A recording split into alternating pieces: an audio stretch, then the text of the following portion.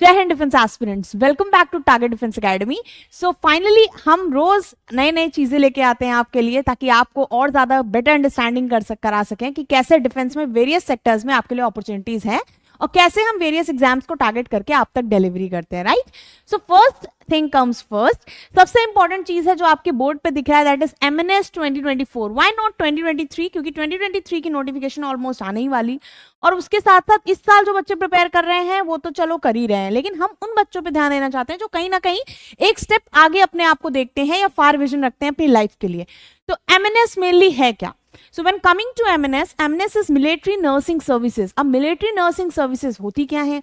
तो जैसे हमारा AMC होता है, जैसे आर्मी मेडिकल कोर होता है, राइट, तो उसमें क्या होता है, वेरियस रिक्रूटमेंट होती है। जैसे आप नीट के थ्रू जब AFMC में सेलेक्ट होते हो तो आप डॉक्टर्स बनते हो, राइट। उसी तरह से जब आप नर्सिंग के लिए जाते हो आर्मी में या मिलिट्री में, तो आपके पास मिलिट्री नर्सिंग सर्विसेज का ऑप्शन होता है जिसके थ्रू आप ऑप्ट कर सकते हो। और इसके लिए आपको कुछ नहीं चाहिए, इसके लिए आपका सिर्फ 11th और 12th biology, physics, chemistry and English as a core subject होना चाहिए। पहली बात ये। दूसरी बात ये इंपॉर्टेंट है कि इसमें सिर्फ गर्ल्स एलिजिबल हैं। जैसा कि कहीं ना कहीं देखा जाता है कि डिफेंस में मेल्स के लिए ज्यादा सीट्स हैं और फीमेल्स के लिए हर जगह कम सीट्स हैं, उसी जगह ये एक बहुत गोल्डन अपॉर्चुनिटी है जहां पे आपके पास सिर्फ फीमेल सीट्स की अपॉर्चुनिटी है, दैट इज सिर्फ फीमेल्स कैंडिडेट अप्लाई कर सकती हैं। सो फॉर दिस जब एमएनएस पे आते हैं सबसे इंपॉर्टेंट होता है, मैम ये तो समझाइए कि इसकी नोटिफिकेशन कब आती है, इसके लिए क्या क्या चाहिए, एज लिमिट का क्राइटेरिया क्या सेट होता है, बिकॉज नाउ डेज जो 12th कर रही हैं उनकी एज कहीं ना कहीं प्रीवियस जो पैटर्न होते थे उनके कंपैरिजन में ज्यादा हो जाती है। The third thing is vacancy कितनी होती है, and the last thing is syllabus क्या है। अब ये सारे क्वेश्चंस के अराउंड माइंड जो है फ्लिप करता रहता है। तो सबसे इंपॉर्टेंट चीज है कि अगर मैं 10th क्लास में हूं या मैं 11th में हूं और 12th में हूं, मैं नीट भी दे रही हूं, और नीट के साथ मुझे लगता है कि इनकेस अगर मेरे नीट नहीं निकला तो मेरे पास क्या कोई ऑप्शन है, तो एक ऑप्शन ये भी है कि आप military nursing services as an officer join कर सकती है। Mind my words, as an officer आप ज्वाइन करती है। गेस्टेड रैंक होती है जहां पे आपको रैंक के साथ साथ एक अच्छा खासा टाइम मिलता है सर्व करने का for our country in the form of joining the defence, right. चलिए देख लेते हैं। तो हम अगर देखें तो इस तरह की यूनिफॉर्म और इस तरह के स्टार्स आपको देखने को मिलेंगे, ठीक है। In my time when I was there I was not much incline towards MNS, I was incline towards CDS, ठीक है। तो मैंने एमएनएस के ऐसा नहीं है कि पेपर नहीं दिया, मैंने पेपर दिए हैं, कट ऑफ भी क्लियर हुई, तो but I didn't appear for interview just because I was not interested in that. अब देखते हैं कि इसमें है क्या। सबसे पहली बात तो आपको ये देख के कहीं ना कहीं बहुत अच्छा लग रहा होगा, क्योंकि नॉर्मल नर्सिंग जो आप बाकी कॉलेजेस से करते हो उसकी कंपैरिजन में ये नर्सिंग आपके लिए ज्यादा बेनिफिशियल है। क्यों? क्योंकि एश्योर्ड जॉब है। सेकेंड थिंग इज दैट कि आपको किसी तरह के फाइनेंसेस नहीं देने पड़ते, वो खुद आपके ऊपर एक्सपेंडिचर करते हैं। जबकि आप कहीं और से BSc नर्सिंग करते हो तो आपको खुद पैसा लगाना पड़ता है, ठीक है। और ये रिलायबल भी ज्यादा है, प्लस आप यूनिफॉर्म और गेस्टेड रैंक आपको मिल रही है for MNS with the cap, ठीक। अब देख लेते हैं क्या। तो it is one of the most discipline and adventurous. Obviously जगह जगह पोस्टिंग होगी, जगह जगह जाने को मिलेगा, डिफरेंट डिफरेंट हॉस्पिटल्स विजिट करने का मौका मिलेगा। करियर ऑप्शन है गर्ल्स के लिए, माइंड माय वर्ड, सिर्फ गर्ल्स के लिए है। तो 10th 11th 12th में बायो लिया है तो कोई टेंशन नहीं लेनी है, डॉक्टर नहीं बने तो एज एन ऑफिसर लीड करेंगे डिफेंस में, ठीक है। Girls from military nursing services can become officers in Indian army, air force and Indian navy. तीनों के लिए आपके ऑप्शंस खुले होते हैं। द सेकेंड थिंग इज, और इसमें जो इंपॉर्टेंट चीज जैसे कि मैं बता रही हूँ कि सिर्फ गर्ल्स ऑफिसर बन सकती हैं। फिर एमएनएस एंट्री कैसी है? शॉर्ट सर्विस एंट्री है। शॉर्ट सर्विस एंट्री मींस आप 15 इयर्स तक सर्व करते हो। अब कहो मैम 15 इयर्स के लिए हम क्यों एमएनएस ज्वाइन करेंगे? There is a very important question behind this, कि जब आप 15 इयर्स एमएनएस में सर्व करते हो तो आपको कोई भी हॉस्पिटल उसके बाद एक गेस्टेड रैंक पे एक्सेप्ट करने के लिए रेडी होता है, बिकॉज दे नो कि आप एक बहुत ग्रूम्ड इन्वायरमेंट से आ रहे हो जहां पे एक डिसिप्लिन्ड वे में कैसे एक्ट किया जाता है वो आपको पता है, ठीक। तो आपके लिए कोई प्रॉब्लम नहीं होनी चाहिए और ना ही कोई प्रॉब्लम अराइज करेगी, ठीक। Coming to the next, girls have to work for a limited time only. एक छोटे से टाइम पीरियड के लिए आपको सर्व करना है, and that is with the complete dress you are seeing on the screen. उसके बाद क्या इंपॉर्टेंट है जो सबके माइंड में फ्लिप करता है कि करना क्या है। अब भाई 15 साल तक सर्व किया, अब मेरा मन था कि भाई 15 साल के बाद मुझे टीचिंग में उतरना है या मुझे किसी और फील्ड में अपना पर्टिकुलर कॉन्ट्रीब्यूशन देना है, तो आप दे सकते हो। वरना आप क्या कर सकते हो, उसी पर्टिकुलर सर्टिफिकेशन के थ्रू आप जितने भी अलग गवर्नमेंट एडेड हॉस्पिटल्स हैं या सेमी प्राइवेट हॉस्पिटल्स हैं उसमें एक अच्छी रैंक पे सर्व कर सकते हो, ठीक है। सो इट्स लाइक कि nothing is going to end at that particular time.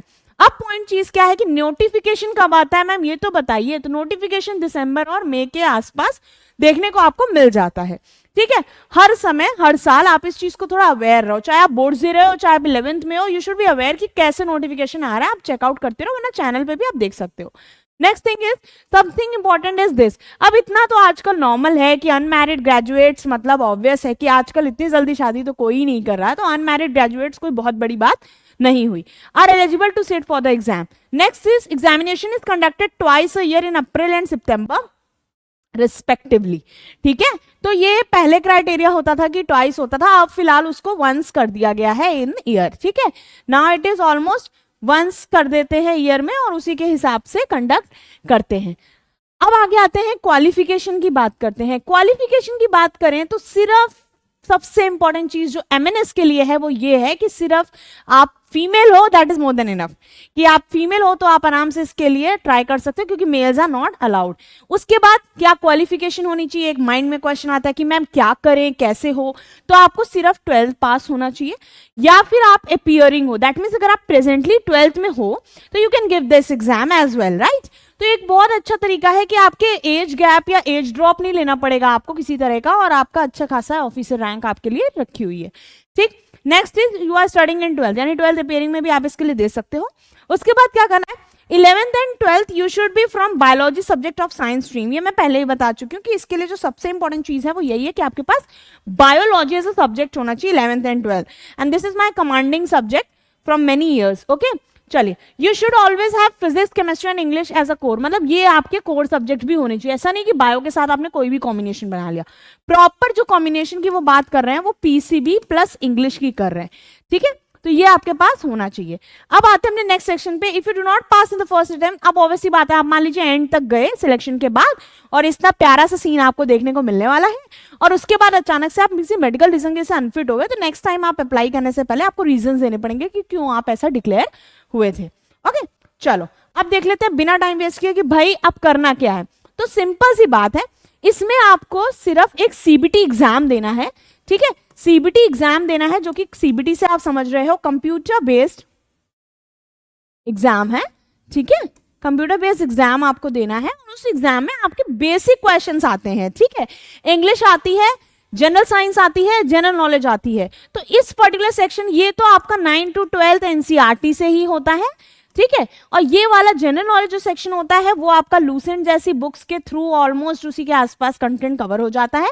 और इंग्लिश के लिए आपको बेसिक हमारे चैनल से जो भी कंटेंट मिल रहा है, बेसिक ग्रामर बुक्स, ठीक है, यूज कर रहे हो तो आप इस क्वेश्चन को कर लोगे। ये तो मैंने जल्दी से बता दिया, जो कि कोई नहीं बताता है। अब पॉइंट क्या है, टाइम कितना है। तो आपके पास टोटल नंबर ऑफ क्वेश्चन कितने हैं, 150 है, और टाइम आपको दिया हुआ है 1 hour 30 minutes। तो that is more than enough, क्योंकि साइंस आप कर ही लोगे क्योंकि आप साइंस स्ट्रीम को बिलोंग करते हो। ठीक है, इंग्लिश आप एज अ कोर सब्जेक्ट रहा है तो उसमें भी आपकी कमांड होगी, आपको थोड़ा सा इसमें टाइम लगाना पड़ेगा, और वो भी 1 word क्वेश्चंस होते हैं, तो इतना ज़्यादा सोचने की जरूरत है नहीं। ओके, तो ये हो गया सिंपल सा सीबीटी एग्जाम। अब पॉइंट ये है कि मैम एज बताइए, मेन तो फैक्टर वहीं जाके फंसता है। ठीक है, तो एज का इशू नहीं है, आपको बोला जा रहा है कि आप एमएनएस एंट्री के लिए 16 ईयर 3 months से लेके 24 ईयर 3 months के बीच में होने चाहिए, एंड आपकी एज 17 to 25 के बीच में हो। अब एक क्वेश्चन आता है, मैम मैंने बीएससी नर्सिंग पहले ही कर रखी है, क्या मैं अप्लाई कर सकती हूँ? Exactly, you still can apply for that. अगर आपने की है, बस आपकी एज इसमें फुलफिल होनी चाहिए और आप 12th पास होने चाहिए। उसके बाद आपने क्या किया है क्या नहीं, वो एक फर्दर मैटर आता है, इस हिसाब से आप एलिजिबल हो, आप भर सकते हो। ठीक है, उसके बाद क्या कह रहे हैं, कैंडिडेट एज लिमिट क्या होनी चाहिए, 1 October 1999 से लेके 30 सितंबर 2007 के बीच में होनी चाहिए। अब इसमें वो बच्चा भी आ रहा है जो यंगस्टर है, वो बच्चा भी आ रहा है जिसकी एज अराउंड अबाउट मेरे से 1-2 साल छोटा होगा, यानी कि राउंड अबाउट 23-24 है, तब भी आप कर सकते हो। यानी कहीं ना कहीं अगर आपका नीट नहीं हो पाया for any reasons and still you wish to serve for medical purpose, तो आप इसके लिए भी अपने एक हाथ आजमा सकते हो। This is a very very nice opportunity, and एक आपको एज भी मिलेगा। ठीक है, चलिए अब नेक्स्ट देखते हैं कि नेक्स्ट हमसे क्या कह रहा है। नेक्स्ट सिंपली बोल रहा है कि सिलेक्शन प्रोसेस है कैसे है। तो आपने बता दिया कि एक सीबीटी एग्जाम होगा 150 पर्टिकुलर टाइम का, अब इसमें आया कि क्या करेंगे, तो एमएनएस एंट्री में आपकी एज जो होनी चाहिए 16 ईयर्स 3 मंथ से 24 ईयर 3 मंथ्स, ये बात तो मैंने बता दी थी। और इस तरह की यूनिफॉर्म देखने को मिल रही है जिसमें कि आप देखोगे कि वेरियस पर्टिकुलर ऑफिसर्स और अलग अलग डिपार्टमेंट से जब आते हैं तो आपके साथ एक इंटरेक्शन भी होता है जो कि एक बहुत ही हाई लेवल पे मिलेगा और जिस तरह का आपको बाकी स्ट्रीम्स में नहीं दिखेगा। अलॉटमेंट कौन कौन से कॉलेज की होती है, तो टोटल नंबर ऑफ वैकेंसीज जो होती है वो अराउंड अबाउट 220 होती है और उसकी नंबर ऑफ सीट्स अगर आप फर्स्ट नंबर पे आते हो तो आपको एएफएमसी मिलता है। ठीक है, एएफएमसी मिलता है जो कि पुणे में सिचुएटेड है, आपको पता होगा ये टॉप कॉलेज है। उसके अलावा यहाँ पे 40 सीट्स है। उसी तरह से कोलकाता में 30 सीट्स है, आईएनएस अश्विनी में आपकी 40 सीट्स हैं, देन अगेन न्यू दिल्ली में आपकी 30 सीट्स है, लखनऊ में that is presently we are serving here, ठीक है, as a teacher over here, लेकिन आपके कैंट एरिया में हमारा ये कॉलेज है जो कि मैंने खुद देखा हुआ है। ठीक है, तो आपके 40 सीट्स वहां पे हैं। In the last is Bengaluru, there also we have 40 seats. तो ये टोटल नंबर ऑफ सीट्स हैं जो अवेलेबल है। इसमें से अगर आप किसी भी एरिया में रहते हो तो वहां पे मिल जाता है तो वो आपके लिए एक और पर्क हो जाएगा। ठीक है, नेक्स्ट आते हैं कि अब मैम क्राइटेरिया क्या है, हाइट वेट का क्या सीन है, कैसे क्या रहेगा। तो बहुत इंपॉर्टेंट चीज है बेटा कि ये तो एक नॉर्मल है जो सबके लिए चाहिए, एक नॉर्मल क्राइटेरिया पे कि हाइट आपकी मिनिमम 152 सेंटीमीटर होनी चाहिए। But what if I belong to Gorkha और I belong to someone from north east, ठीक है, जो कि मेरे फ्रेंड्स हैं और मेरे जूनियर्स हैं जो कहीं ना कहीं ट्राई करते हैं, तो आई ऑलवेज रिकमेंड कि भाई उनके लिए क्राइटेरिया अलग है, उनके लिए 147 is considered and acceptable. Okay, अब आते हैं नेक्स्ट क्वेश्चन पे। नेक्स्ट क्वेश्चन हमसे कह रहा है एप्लीकेशन फीस कितनी रहती है, क्योंकि कहीं ना कहीं एक बहुत बड़ी चीज होती है फाइनेंशियल टर्म्स जिसमें हम कर सकते हैं कि नहीं, बहुत ज्यादा नहीं है। जैसे कि आजकल फॉर्म्स इतने महंगे आते हैं, आपकी सिर्फ फीस 750 की है। अगर आप 100% अपना दे रहे हो तो 750 is nothing in front of the thing which you will be getting in return after doing this. ठीक है, अब इस तरह से देखिए आपको वेरियस रिकमेंडेशंस भी मिलते हैं, जैसे पर्टिकुलरली द्रौपदी मुर्मू से इनको जो है सर्टिफिकेशन भी मिला अपने अच्छे काम के लिए। ठीक है, जो कि कहीं ना कहीं बाकी सर्विसेज में भी मिलता होगा, लेकिन यहाँ पे आपकी अपॉर्चुनिटीज बढ़ जाती हैं ग्रूमिंग की। Okay, now coming to the next section, हमारे पास आ जाता है कि काम क्या है भाई, करना क्या है। तो gateway to MNS is in front of you. आपको कुछ नहीं करना है, नीट क्लियर करने के लिए आपको सबसे पहले नीट का एग्जाम देना है। ठीक है, तो नीट का एग्जाम आप नीट क्लियर करने के लिए देते हो। फिर एमएनएस के लिए क्या करना है, जब आप नीट का कट ऑफ इसके आसपास, मतलब आप 450 टू 500 उसमें रैंक नंबर्स ला रहे हो, लेट इट भी आपको कोई गवर्नमेंट कॉलेज नहीं मिल रहा है डॉक्टर बनने के लिए, but still you have opportunity कि आप एमएनएस के लिए अप्लाई करोगे, एमएनएस के सीबीटी एग्जाम में बैठोगे जिसका प्रोसेस मैंने बता दिया है। उसके बाद आपका एक पर्सनल इंटरव्यू होगा और पर्सनल इंटरव्यू के बाद आपका मेडिकल टेस्ट होगा, जिसके बाद आपका फाइनल सिलेक्शन होगा अगर आप मेरिट इन हो जाते हो।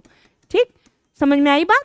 तो बहुत सिंपल सा प्रोसेस है कि हमारा नीट का कट ऑफ अगर 450 से 500 के बीच में गया तो हमने नीट पेपर दिया, फिर हम सीबीटी में बैठे, फिर हमने पर्सनल इंटरव्यू अटेंड किया, और अगर हम पर्सनल इंटरव्यू क्लियर कर लेते हैं तो हमारा मेडिकल टेस्ट होगा, फिर हमारी मेरिट आएगी और मेरिट के बाद हमारा फाइनल सिलेक्शन हो जाएगा and your picture would be something like this the way they are showing you.